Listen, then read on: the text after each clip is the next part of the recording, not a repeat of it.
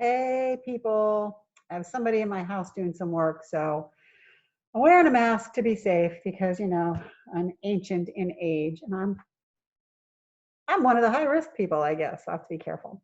So anyway, what I want to do right now is go over the answers for the two propaganda worksheets that you've done most recently, because some people had some trouble with them, and I want to make sure that you really understand why the answer is what it is. So have your work in front of you. Maybe you can remember what you put. I don't know. I feel like a lot of people just sort of put anything because they didn't take the time with it or they didn't understand it. So that's why I wanted to do this video. So let me bring up the first one. And that is this one, that is the print ads. This is the second time that we've done print ads. So we have the first one is going to be, these are just regular people. This is plain folks. So this is going to be G.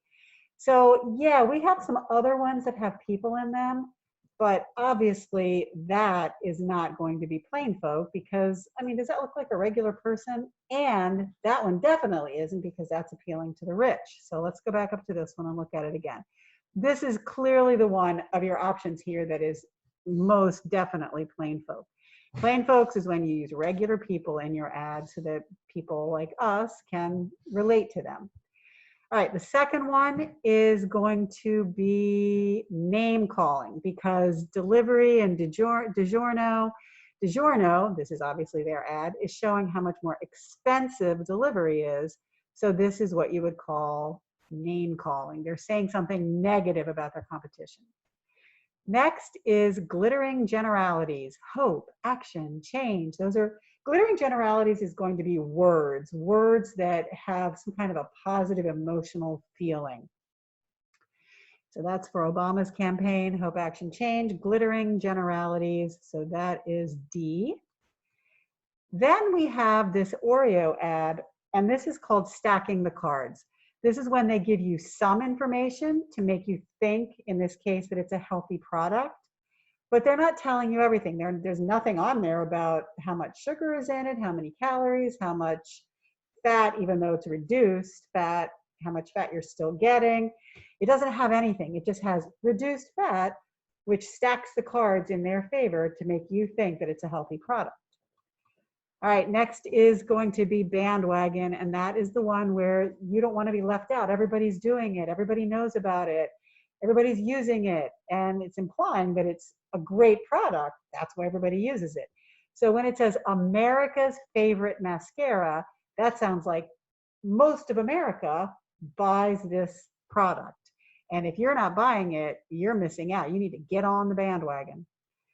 Okay, next we have a testimonial because we have a famous person selling something. This is Justin Bieber talking about selling Proactive. So testimonial is having a famous person, a sports figure you often see, movie stars, music people, things like that. All right, the next one, let me go back and make sure I get the name right, is transfer. So it could also be snob appeal because he does look like he's, I don't know, to me, he looks like he's kind of Ralph Lauren-y looking. He's kind of rich and important looking. But if you look at the bottom one, that is clearly snob appeal. So this is going to be transfer, number 7. And transfer is when there's something in the ad that you, just by looking at it, you get a good emotional reaction to, in this case, cute little puppies, and you transfer that good feeling that you just got by looking at puppies onto whatever is being sold, in this case, Molson beer. All right, so everybody has that. It is it's GCDFBHEA.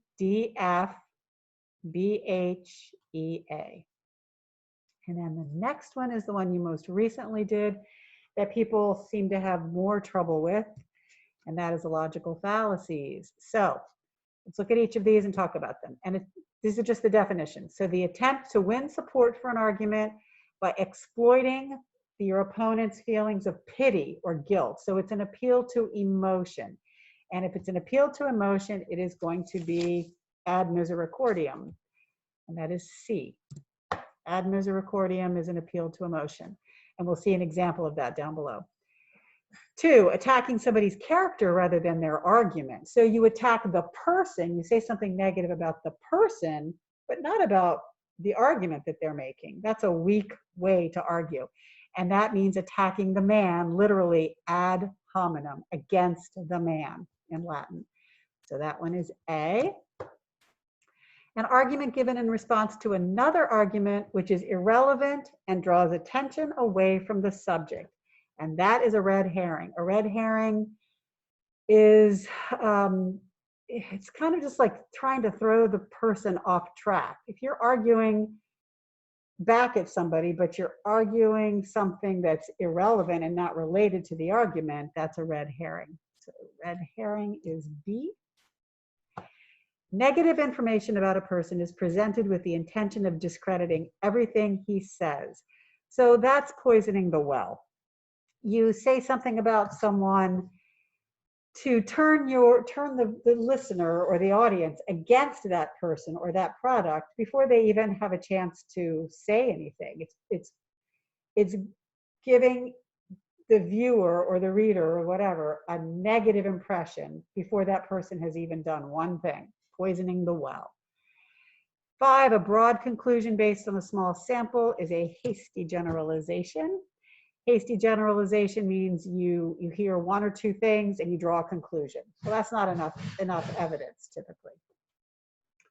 6, when a relatively insignificant first event is suggested that it's going to lead to a second event and a third event, which is even worse, and a fourth event, which is even worse, and so on, until they come to this conclusion that if you do this one thing, then this is going to happen.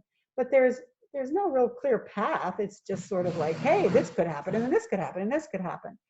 But then they're trying to make it sound like this will happen if you do this first thing. And that is called slippery slope. And then the last one is going to be straw man. And straw man is when you take another person's argument, and then as you start talking about it, you distort it or you exaggerate it. You turn it into something different than what it was originally. And then you attack the distortion that you just created. Doesn't make any sense, right? People do it all the time. That is a straw man. You're attacking something that the person didn't even say. You change what they said, and then you attack that thing that you just came up with, making it look like it's something they said. All right, so then here we have examples of them. So in the first one, adult 1 says, did you hear about those teenagers who vandalized the park downtown?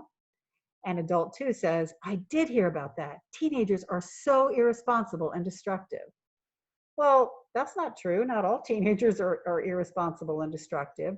So that's a hasty generalization. That's hearing one story and then making a conclusion.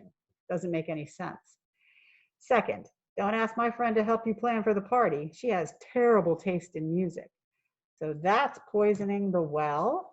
That's turning the person against this girl as far as helping plan the party before you even let her speak, saying she has terrible taste in music. Well, you know what? If you heard that, you probably would go, oh, I don't want her.